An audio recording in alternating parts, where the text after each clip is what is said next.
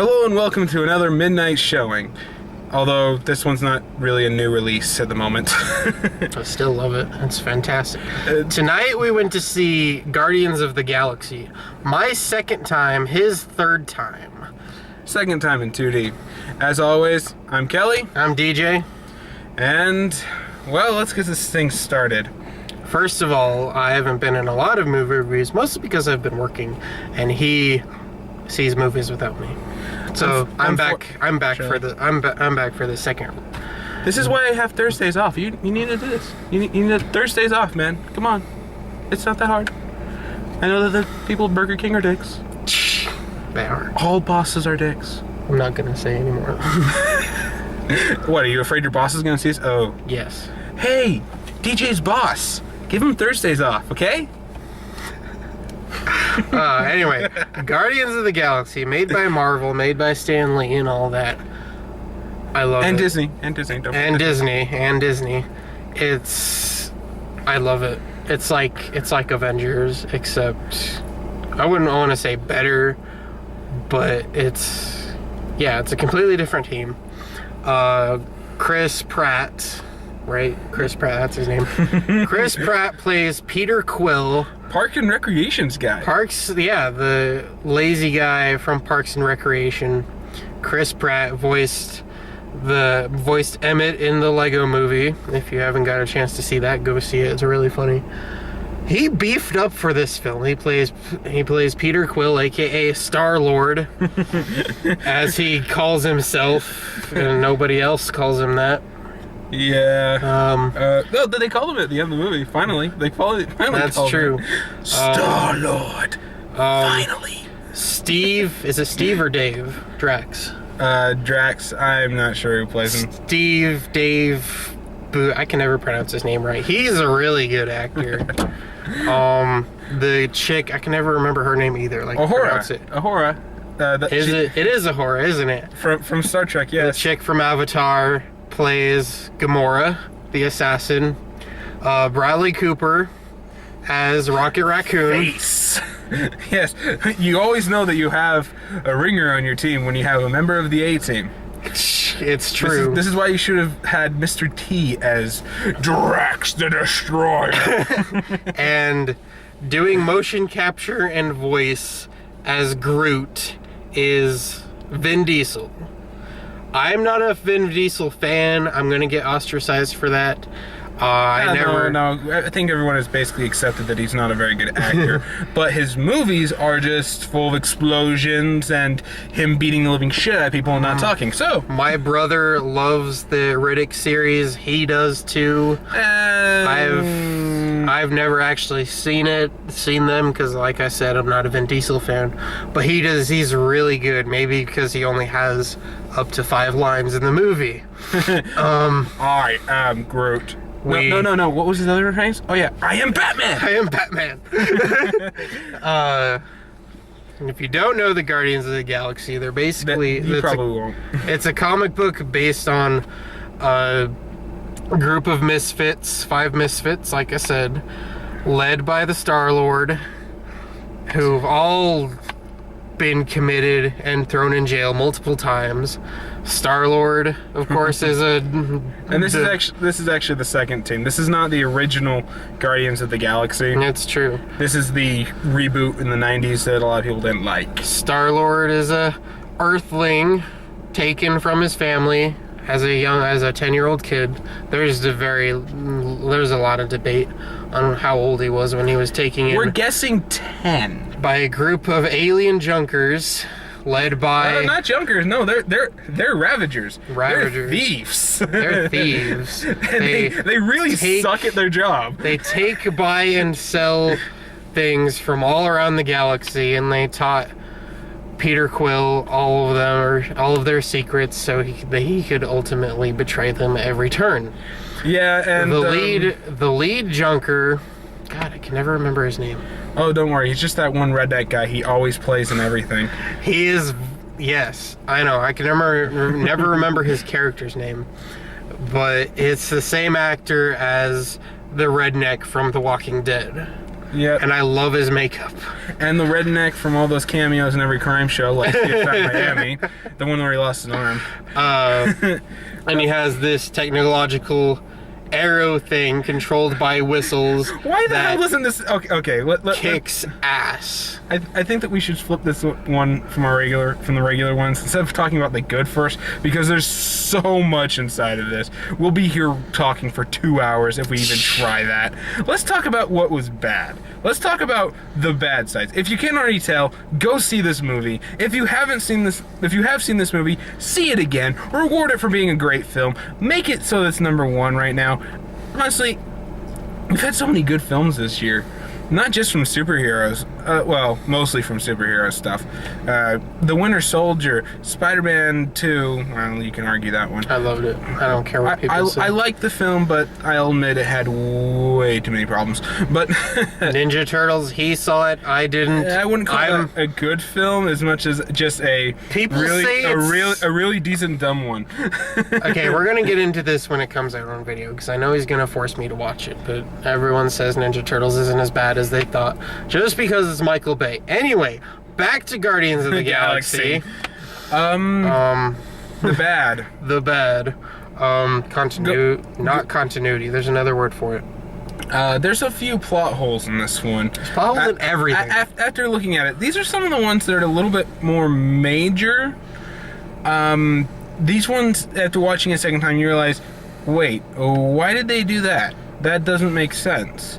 When you get past all the jokes and things, and there's a lot of really funny jokes in here, I can't really think of any that didn't work. I can think of some that were a little inappropriate and didn't make sense when he's using Earth references about Jackson Pollock paintings, and what's his name? Rocket somehow understands what that means. I mean, he is a raccoon from space. He never was on Earth, so how would he know who Jackson Pollock is? But there are just there's some plot holes inside of it, mostly just regarding the stone itself.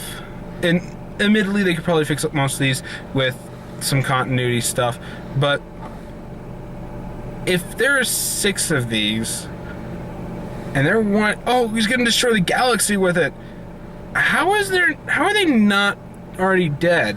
I'm sorry, the Tesseract was on Earth, the Ether was in some weird place that got led to through portal, plot hole, and continuity convenience, and this one was just in some old ruin? Nobody went searching for the stone after it was used to wipe out the planet like it was shown inside the pre-recording at the collector's office? Exactly. Who put it in that orb in the first place and just left it there? And I'm sorry, that gravity thing made no sense either. He has this little device to pull it out of its cage. It somehow deals with gravity. It literally just like rips it out of this really cool CGI cage. And Marvel science. Yeah, and he just throws it at some guys, and all of a sudden they stick to it. And I'm like, but then he literally uses them as a springboard to jump onto his ship. Go email Stan Lee. He's the one that came up with these. I mean, if you're being consistent, why is it? And another big plot hole. I mentioned this earlier when you mentioned the little arrow thing. I'm sorry, he controls it through a whistle, and it just can go through anything. It cuts through a ship with no difficulty. Why the hell didn't he just use this thing to take down? I mean, he can make the argument that the stone made Ronan. Ronan's the bad guy. Sentinel from the great war god king, whatever you want to call him, Thanos, who I think I've read was, oh god, what's his name? Basically the Marvel version of Darkseid. Yeah, I'm talking about the actor. Oh gosh, who was playing him? Because he was perfect. I can never remember his name, but I think it was the guy who played Young K in Men in Black 3. That's what I've read. That's what I've read. Man, correct us in the comments if you ever do see this video. Yeah, and you will. We should have totally checked that out in the credits. We probably should have. IMDb. We were too focused on Howard the Duck, the biggest plot hole in all this. We're gonna get to that. We're gonna get to that later. I wanted to save that for the end. Thanks for ruining it. Anyway, Thanos, probably the best motion capture I've seen ever. Everyone praises the movie Avatar for being the greatest in this technology, like the definitive one to use this technology. Even though Christmas Carol with Jim Carrey did it, I like that movie, but you can tell it's very cartoony because they used that movie to test it out. But Thanos, I honestly couldn't figure out if it was makeup or CG or motion capture or what. He claims it's motion capture, and I'm going to go with it. It looked a lot like motion capture because they had to stretch out part of his face. But it was fucking good. It looked like makeup. It looked very real. And that's another good thing about this. All of the effects on it look amazing. They do. At this point, the first time we saw it, we did see it in 3D, and I highly recommend. A lot of people say 3D gives them headaches or whatever. I recommend seeing this in 3D on your first go. We couldn't because our stupid theater decided to take it out after about a week or so. Yeah, unfortunately, there's a lot of 3D films that came out that week. I mean, you got Sin City, you got Teenage Mutant Ninja Turtles, you got, what else was there? There's like 2 or 3 others that came out all in the same week. I can understand why you had to cut it back, but this is Guardians of the Galaxy. The 100-foot journey in 3D. Anyway, sorry, I was just looking at the poster. Going on with some of the some of the plot holes. One of the things that just kind of really, really bugged me a little bit was just some of the aesthetic stuff that caused plot holes. I mean, did anyone sleep in a vat of black water? And then he comes out and he needs to be washed? Then they throw sand on him. And whatever that makeup stuff was to make him look scary. I did like that makeup, though. Ronan looks scary. I want to know who the actor is. He did a really good job. I love villains of any kind. I love Disney villains because they could be sinister and crazy, and they make you laugh, but you know they're evil. You're not exactly supposed to root for them. Especially with the end credit. Especially with the end battle scene and the distraction. Dude, Ronan was scary. Seeing him, we've already established that Drax is called Drax the Destroyer, mostly because has a reputation for taking down Ronan's men because Ronan killed his family, and he's pissed. Then when the scene in the giant head of the celestial being Nowhere with a K that people have hollowed out and turned into basically a mining town because his this thing's spinal fluid and all the innards and stuff and still left in his head are priceless and can be sold on the black market for high prices. They've basically turned it into a mining town. And I just realized that probably is why he's smarter, because Amon throws him in there after he kicks his ass. Yeah. he probably sucked on all the blame fluid. Wow, I was an idiot. Yeah, Drax, they go to this bar and Drax gets drunk, which isn't a good thing, and decides to hijack a call center and send a signal to Ronan, which is the stupidest thing ever. I mean, if this was supposed to work, why didn't he think of doing this before? Right. I mean, he could have done this at any time. Oh, I have the stone, you see, because I heard you were looking for a stone. I mean, you don't actually need it to bring me here. This is another one of those little plot holes. And we've established that Drax is a badass, and people just all around this jail that they escaped from fear him and know that he could kill him just by looking at him. Ronan owns him. I don't know if it's because he's drunk or what, or just Ronan's a complete badass. That was one. Holy crap! That just establishes that Ronan, even without the Infinity Stone's power, is basically immortal. Yeah, he's a scary guy, and I love him. Although I did notice something this time around when they're actually fighting, and it kind of bugged me, but Drax's style, he's obviously fighting like a wrestler or a boxer. Yeah. Why does he have knives? The actor was an MMA fighter, and they obviously got him because he looked like Drax, and that he could use his moves and to fight. That's why, and he does a really good job. Go on. Yeah, but the problem is that he's obviously fighting with a style that's not meant for weapons. I mean, he's doing heavy haymakers with his hands. You have knives. Pull it back and actually use them to your advantage. Why is he... And they end up getting knocked out of his hands, and he goes a little bit more fist to fist, and you can tell it's a lot more natural. The movements are a lot more natural, and he's able to move a lot freer. It's kind of just weird that they gave him knives. Yeah. And I know that it's probably true to the actual comics, but it just... You could have trained him a little bit more to fight a little more naturally with knives. I mean, it just seemed... I get that it was also stunt work, stunt fighting is different than regular fighting, not to nitpick on it, but honestly, this movie is so damn good, the only thing we can really say that's bad about it are nitpicks. Things that don't make sense in the overall scheme of things. I think the only real other bad thing that we can say about this is it was stupid. But it was awesomely stupid. It was awesomely stupid. It played to so many cliches. But you know what? It was a fun, standalone ride. Even if they didn't make it other Guardians of the Galaxy, which they basically told you they will, you could enjoy this one. Or that they're going to show up in Avengers. They're not going to show up in the Avengers. I don't think they're going to show up inside the Avengers 2. I think that they said that they're going to give them their own movie and bring them into Avengers 3. And that's also going to tie into the supposed Hulk movie that they're making. I'd like to see a Hulk 3. I didn't like the first one. It'd be Hulk 2, but... Yeah. The first one doesn't count in the continuity of these films. I still think it does. The first one... Okay, going on to other movies, the first Hulk sucked. I enjoyed Edward Norton in the second one, and I wish he really did. Where it really was the Avengers. Not to say that Mark Ruffalo was a great Hulk. Great Banner and great Hulk at the same time. Edward Norton, why do you get in fights with directors?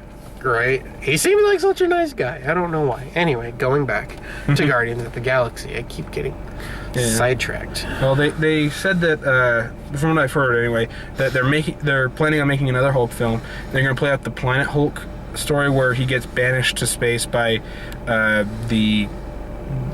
basically the who's who of the Avengers, Doctor Strange, Tony Stark, Mr. Fantastic, who's probably not going to be inside this version, and a couple others, and they send him out into space because he can't control his rage. He can't turn back into Bruce Banner anymore, and they send him to a deserted planet. Well, that was the planning, where he breaks the controls and lands on a populated one, saves the population due to some prophecy, and then, if I remember right, the Guardians actually help him get back to Earth so he can extract his revenge on those that sent him into space in the first place. But that's what I heard, so they're going to play off that storyline, and the Guardians are probably going to be his way back to Earth so that he could be there for Avengers 3, and that's what... I think you're going to have like 10 actors in one film. Oh, not to mention all the other ones they've already confirmed, like Doctor Strange and the Cocoon guy. Trying to think of his name. Alec Almore. If you know this, please put it in the comments, because I can never remember his goddamn name. But yeah, he's a big part of the Guardians, and his cocoon is in the Collector's Collection throughout the whole movie. And although it was told to me after the fact, I noticed it on this watching, in the end credits scene, with He Who Shall Not Be Named, in the background you can actually see his cocoon broken open. Yeah. And it's empty. Yeah, we'll get to the end credit scene soon. Let's talk about the good. Oh god, this movie, just in general, despite all the plot holes we pointed out. And they're nitpicks. They're nitpicks at best. I love it. I'm gonna buy it as soon as it comes out. Oh, I think everybody will. I'm gonna go. I live with my parents because I'm sad. I'm gonna go to my dad and say, Dad, watch this with me. Blu-ray. Bring out my PS3 on there. 3D TV. 3D. his TV's 3D, but he doesn't actually And glasses. he doesn't actually have a Blu-ray player hooked up to it, which he needs to. He wants to wait till DVD goes completely out the window. That's never going to happen. I'm sorry. As much as Blu-ray has gotten to be as big as it is, DVDs are just as convenient as Blu-rays. It's the same reason why we haven't gotten rid of CDs yet. Although most things are on DVDs these days, CDs are just a little bit more convenient, and they're a little bit cheaper than even DVDs. Yeah. It's a common thing. You're going to find all three versions, and it's not going to be until we go data logs or something that we're going to actually see the loss of any of these physical forms of media. Microscopic chips in your fingers or in your eyeball, and then just bloop, like the episode of Futurama. Have you seen that? Anyway. Later. Or the Simpsons version, take a gun, shoot you in the face. Welcome to the TV in your head. Wow. Anyway, going back, where were we? The good. Good. Movie. This movie. Groot at almost every turn makes me laugh and makes me love him even more. And the scene where before they confront Ronan, before they crash land, just makes you love him and almost made me cry. The only movie that's made me cry in a while was Wreck-It Ralph, which, by the way, is in this movie. Yes. John C. Reilly makes a cameo as one of the guys on Nova Prime. But you know what I think about it? There's a small little pothole. Why was he not in one of the ships if his commanding officer, who was established earlier, was? I mean, it's completely minor, but it's just one of those things. Nitpick. Nitpick. I've gotten to love John C. Reilly. I've seen him. I thought he was good in The Vampire's Assistant, which I really don't think he would. Yeah, I think he takes it too seriously. I don't know. I think that everyone in that film took it a little too seriously. Should have been a little more fun, but no. Yeah. I wish there was a sequel. It set itself up for a sequel. I don't think it made enough money to get greenlit. Yeah. Wreck-It Ralph is one of my favorite movies of all time, mostly because I consider myself a gamer, because I've been at it since the 90s. My first system was the Sega Genesis. I didn't actually play. We actually didn't own a NES. Our neighbors did, and we played on theirs, Duck Hunt and Mario and all that. And yeah. And then when the N64 came out, that was my first Nintendo system, and I've loved it. Sega kind of went out the window. Sega melded with Nintendo a while back. Still love the Sonic games. Yeah. Aside, I still like Sonic as a character. Just because you can kill Mario. I'm getting distracted again. Yes, anyway, yeah. Wreck-It Ralph is great. John C. Reilly was cool. It was cool to see him in a movie like this. And there was one little nitpick. Just one thing. This one thing about John C. Reilly at the end scene when he's talking to everybody.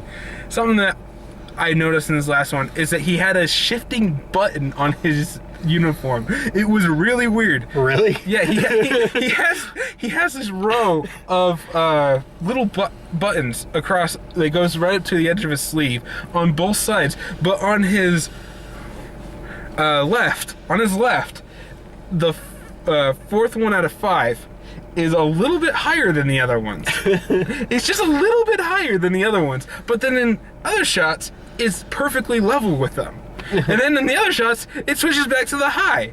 I'm like, what happened? Did this fall off in between takes or something? Right. It's actually kind of funny. It's one of those things. It's like shifting button positions up and down. And then when he finally goes home, it's back to being straight again. Right. I'm like, what is going on with this button? John C. Reilly is one of those. He's not bad looking. He's Although his kid makes me wonder why she doesn't have a little bit whiter skin. Not to be racist. That's not a racist joke. She's bright red like her mother. The Game Grumps. But it just makes sense they'd be a little more mixed. The Game Grumps in their Let's Play of Sonic the Hedgehog, aka Sonic 06, on the PS3. Watch it. It's hilarious. I wish they finished it. Mentioned that because they did it right after Wreck-It Ralph came out, and they were mentioning that Sonic the Hedgehog shows up in that movie. Couple little cameos. And they said John C. Reilly is like plays it real, not like an actor. He does slur, he does play it human, and I like that. He does it. He mentions in Guardians of the Galaxy that he has a family, and it's just so real. I love it. I felt for him.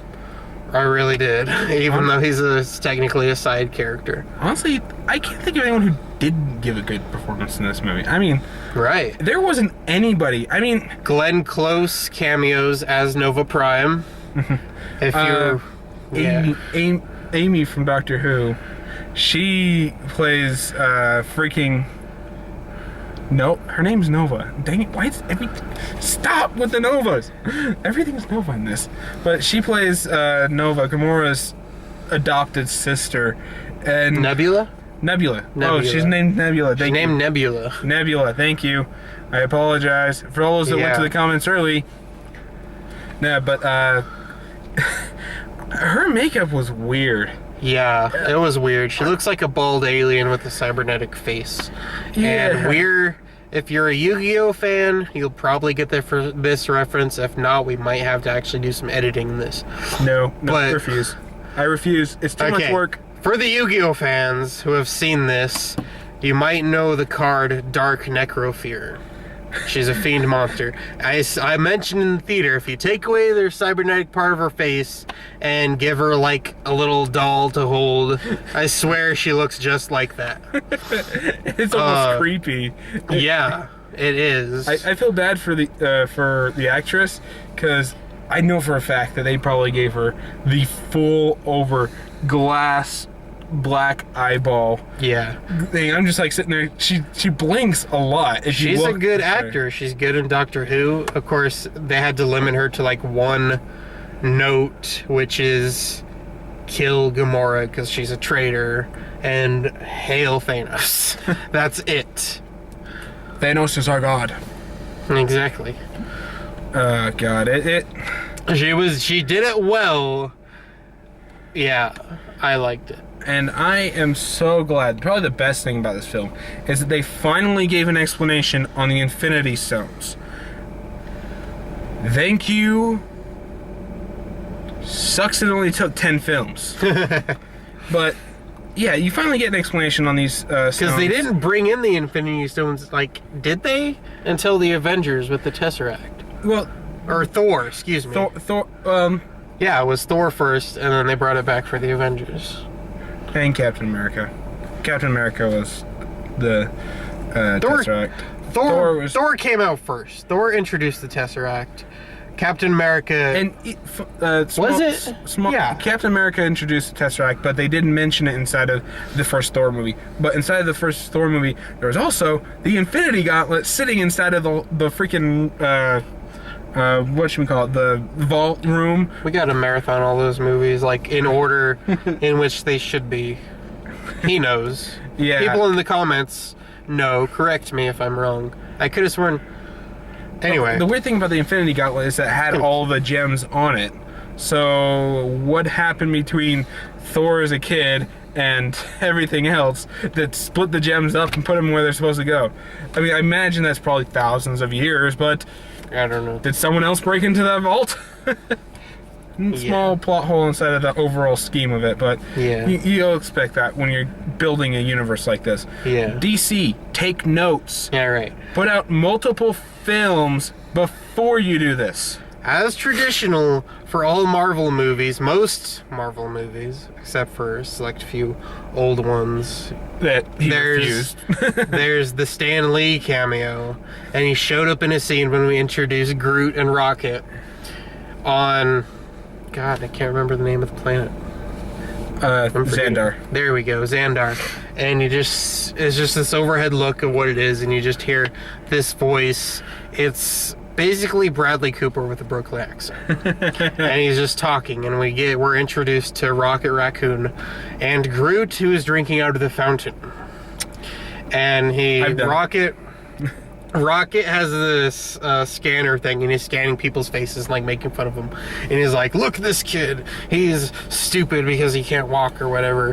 And we see Stan Lee, in this Xandarian outfit, this alien outfit, talking to this young lady with these weird spectacles, and Rocket is making fun of him. He's like, look at this old guy. Where's your wife, old man? She's too young for you. Stupid pervert. Stupid pervert. There was actually, I read on Facebook, or a link on Facebook that sent me to movie, I can't remember what site it was, that mentioned that there was going to be another cameo, another scene later on with Stanley's cameo, but they thought it was too explicit.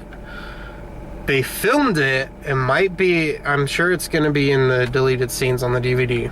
No, they wouldn't put it. Whatever, they're unrated. It's still Disney. It's in the collector's place with all his exhibits, and they're just looking around, and Groot's like looking at the exhibits, and you see Stanley just sitting in a chair, and Groot kind of like looks at him, and Stanley like flips him off. I would have loved to have seen that. That would have been beautiful. It would have been beautiful. I really hope that is 100% legit. And if it is, put it inside the DVD, but they would never do it. It's Disney. I'm sorry. These guys. Yeah. Going back on to more of the good, the effects were great. The acting was great. Motion capture was beautiful. The overall storyline, and this is a little bit of a spoiler, but the climactic battle right before Ronan's about to freaking destroy all of Xandar. Freaking Peter Quill jumps up and he starts just dancing. Just dancing. Was it Michael Jackson? No. No, it was, ooh, child, things are gonna get better. Yeah, I could have sworn. he's sitting there dancing to it, and he's like, now bring it down. Bring it down. And I swear to God, I don't think they told Ronan that they were doing this, the guy who plays him, because I swear to God, he stops acting there for a second, and he's like, what are you doing? What are you doing? You could see the look on Gamora's face. That was priceless. Just like, no, he's not doing this, is he? No. I'm done. I would have expected her to just turn around and walk away. Oh my gosh. It was so perfect. It was just so perfect. Because earlier we had this moment where they're just like looking out on nowhere, and Peter tells her about Footloose and the great hero Kevin Bacon. Expect a lot of those shows. And he tells her like people dance to this music because his mother, before she died, gave him this tape recorder with the Awesome Mix Volume 1, which we were listening to on the way here and the way home too. Yeah. And yeah, so we have that moment, and you could just see the look on her face, like going back to that, is like, he's not doing this. It was the best. And then Ronan's like, what are you doing? He's like, I'm distracting you turd blossom. This is actually the second time I've seen a Marvel production do this. The first time was inside of the New Avengers cartoon. They're fighting some time-traveling conqueror whose name escapes me, and they all are getting their butts. They all get their butts kicked, and then Hulk starts just chucking boulders at the guy, and he just freaks out. I am the great ruler. I am the future king, and all this. I am from the future. He's blowing he's tooting his horn, and is like, "What are you doing, throwing rocks at me?" And you throw rocks at me? The Hulk is like, "It's a distraction. It's a distraction, you idiot." Best moment ever. And that's basically all this was. But honestly, what made that one work is that I'm pretty sure that no matter who or what you were, if you were actually in that universe, that would work. I'm sorry, Kenichi, the strongest disciple, actually does that joke too. But that one's his is a little bit more serious. He needs to get away from 6 master level fighters. Super master level fighters, and there's no way he can do that because they're so far above his league. But there's only one thing that he realizes after being trained by 6 of them and basically tortured throughout an entire series. The art of distraction? No, that when you get certain so strong that if they don't know what you're doing, they will hesitate. and they will give you an opening to run away. Yeah. Probably, and this probably led to one of the greatest, I want to say martyr moments, but that's not the right word. Sacrifices. Sacrificial moments where,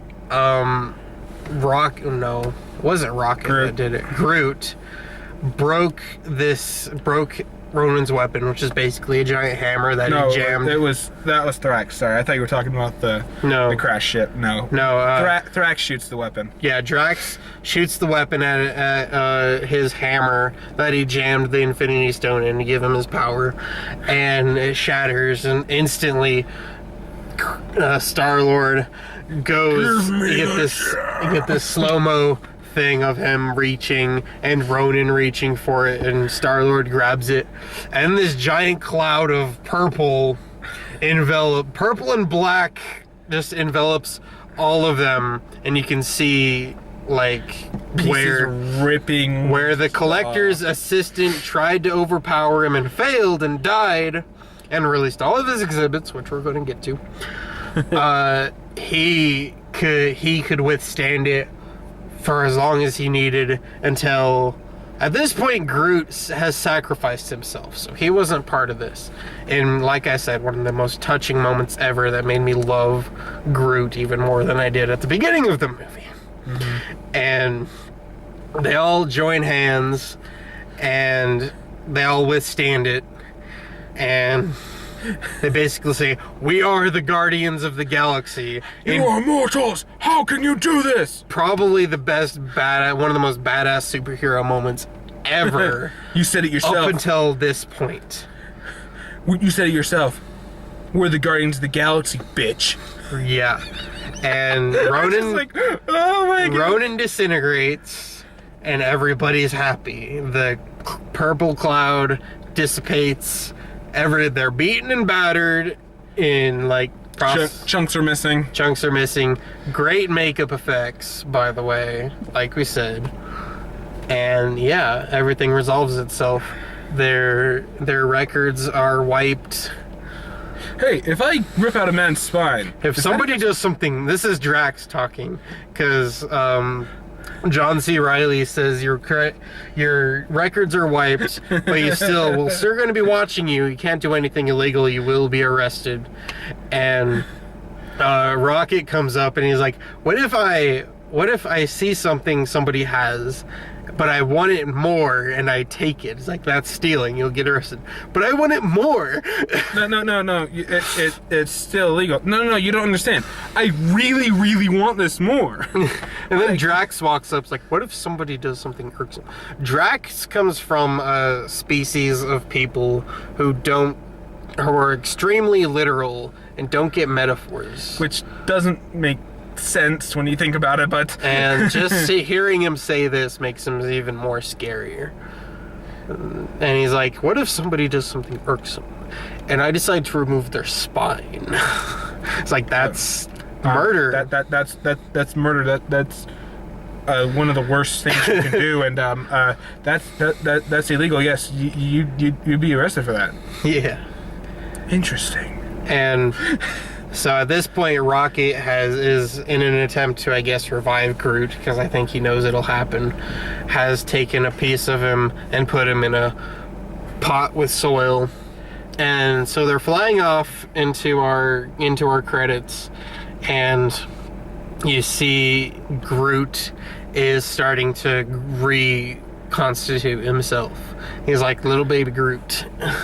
And it leads right before the credits roll. You see this scene that everybody raves, everybody wants. They made toys of it. They made one of those little vinyls of baby Groot in the pot. I don't think the vinyl is electronic, but I know they did make an electronic toy of baby dancing Groot. And he's dancing to ABC by the Jackson 5. And you just see Drax as Groot starts dancing and grooving out to this music. You just see Drax in the corner sitting down, polishing his blade, and Drax looks at him and he just stops. And that brings the question, how did Groot know that he was turning to look, and B, what possesses him to stop? Drax wouldn't like hurt him or anything. He's gotten to know Peter Quill's music and what he's about. I don't know. It doesn't make sense. It's just a fun little moment. No, what really doesn't make sense is that goddamn end credit scene. Okay, so we're getting to that. After about 10 minutes of credits and names and holy fuck wall of text, we're treated to our traditional Marvel movie end credit scene introducing something that's going to happen in the future. We were expecting something from Avengers 2. Or something on the Infinity Stones. Something about the Infinity Stones. Something about Thanos. More Thanos would have been lovely. But we see this scene earlier in the film, like I said, one of the Collector's little minions who hated being abused by him tried to take the Infinity Stone, and it released its power and just wrecked everything, almost leading to Star-Lord saying what the fuck, probably pushing it into an R rating. No, it would. You get one for a PG-13. I don't know why they stopped it. He's like, what the? They said, and the explosion off in the back. They said shit a couple times. Clearly, bitch. There's clearly violent sexual innuendos. Anyway, there's so many sexual innuendos. we see a slow panning shot, and we get a look at another Marvel character. Was it Cosmo? Cosmo the space dog, out of his cell because he was apparently one of the Collector's exhibits, and he goes up to the Collector and licks him on the face. Here's the one that makes Kelly shudder. That makes me laugh every time. You hear this voice and disgruntledly says, "Why do you let him lick you like that?" And we get a shot of a hyper-realistic Howard the Duck of all characters in his suit, just sitting there, and he's just gross. And he drinks his little martini. If you don't know who Howard the Duck is, he is a Marvel license. Way back when in the 80s, Steven Spielberg produced a film. Is it Spielberg or was it Lucas? Was it Lucas? It said Spielberg. We met the other two people that were in there with us tonight. They saw all the other Marvel movies except for The Winter Soldier, and I was telling them, there's something, you gotta stay, there's something coming up. And if they put Howard the Duck in the next Avengers, Guardians of the Galaxy, or any Marvel-related material that is not clearly named Howard the Duck, so I can actively avoid it, I will go there and burn your studio down. Kelly went to the bathroom, and I was explaining to these people what was going on, and I told them about Howard the Duck. So George Lucas produced a film, or Spielberg, one of those. I'm pretty sure it's Lucas now that you produced a film back in the 80s about Howard the Duck. I didn't know. I know it existed, but until I saw the Nostalgia Critics thing, no, I read it on IMDb. I read it somewhere that it was a Marvel license, and I'm like, Marvel, superhero, Howard the Duck. And then I watched the Nostalgia Critics review of it, and it was deeply disturbing. And yeah, it's a comic book license. One word to describe that movie. We gotta sing it. 1, 2, 3. Duck tits! Woo! So yeah, it's a comic book series. Howard the Duck, I guess you'd call him a superhero. I don't know. More like his powers consist of being sarcastic, being drunk, being semi-brave, and all his comic book covers I've seen him in, aside from the Marvel Zombies one that I saw earlier, he looks like he's protecting this woman that he loves, the love interest, the Mary Jane figure, if you will. And he looks, exactly. He looks scared. So I don't know why this has been going on, because he looks like he wants to run away. Yeah, well, but his powers consist of his knowledge of the fakey martial art of Quack Fu.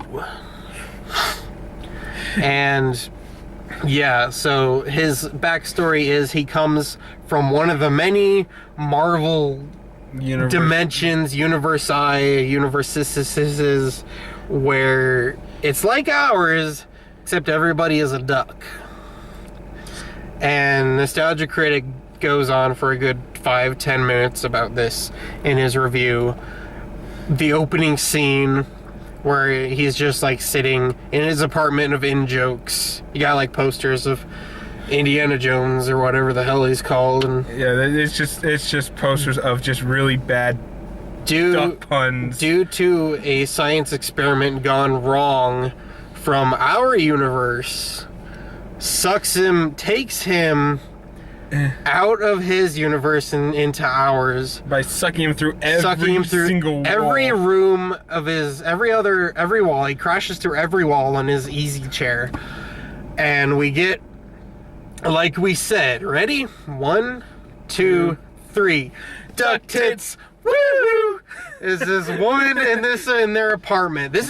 Granted, this is the 80s, where I don't think PG-13 has been invented yet. This was a PG film if they haven't redone it. With a naked duck. Naked duck tits. woman with full boobs, nipples and all, in the bathtub, wondering what the fuck just happened, which is exactly how we reacted.